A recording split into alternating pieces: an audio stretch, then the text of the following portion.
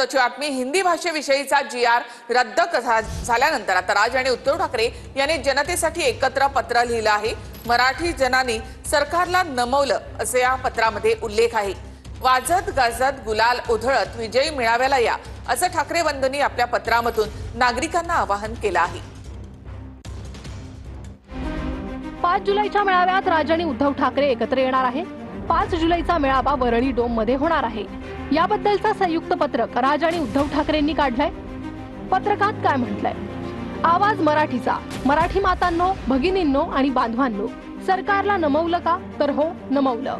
कोणी नमवलं? तर ते तुम्ही मराठी जनांनी नमवलं। आम्ही फक्त तुमच्या वतीनं संघर्ष करत होतो, त्यामुळे हा आनंद साजरा करताना सुद्धा आम्ही फक्त या मेळाव्याचे आयोजक आहोत। बाकी जल्लोष तुम्ही करायचाय, वाजत गाजत या, जल्लोषात गुलाल उधळत या, आम्ही वाट बघतोय। आपले नम्र राज ठाकरे, उद्धव ठाकरे।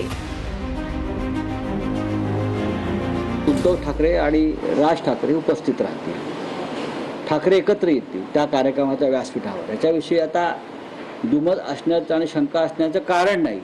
समजा मी एखादा निर्णय घेतला आणि दोन भावांना एकत्रित द्यायचं आहे, तर मी काय असा जी.आर. काढलाय दोन भावांनी एकत्रित येऊ नये असा ते जी.आर. काही मी काढलेला नाही। अतिशय आनंद आहे जर ते एकत्रित येत असतील तर त्यांनी जरूर एकत्रित यावं।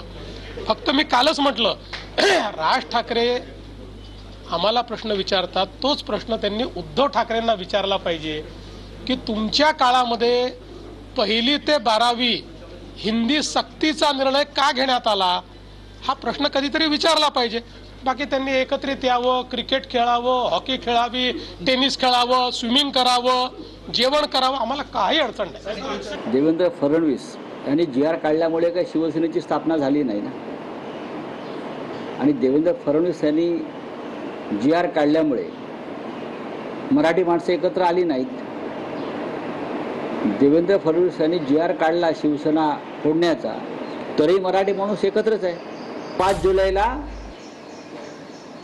मराठी विजय दिवस जो आहे, तसे त्यांनाही आम्ही आमंत्रण देणार आहोत किंवा त्यांनी बघावं हा विजय दिवसाचा सोहळा काय आहे 5 जुलैला। ते परवाचा जी.आर. वरचा निर्णय महायुतीत देवेंद्रजींनीच केला, त्यामुळे मराठी माणसाची निष्ठा आम्ही नाही केली, कुठली प्रतिष्ठा, आणि बरोबरीने पर्यायी भाषा म्हणून अन्य भाषांचा पर्याय हिंदी सहित याबद्दलचा लढा, भूमिका आणि विचार भाजपने स्पष्ट मांडले। त्यामुळे हिंदुस्थानी भाषांचे समर्थक, तर मराठीचे कट्टर आणि हिंदुस्थानी भाषाचे समर्थक, ही भूमिका भाजपचीच, आणि म्हणून आमचाच राजकीय विजय झाला हे माझं म्हणणं आहे।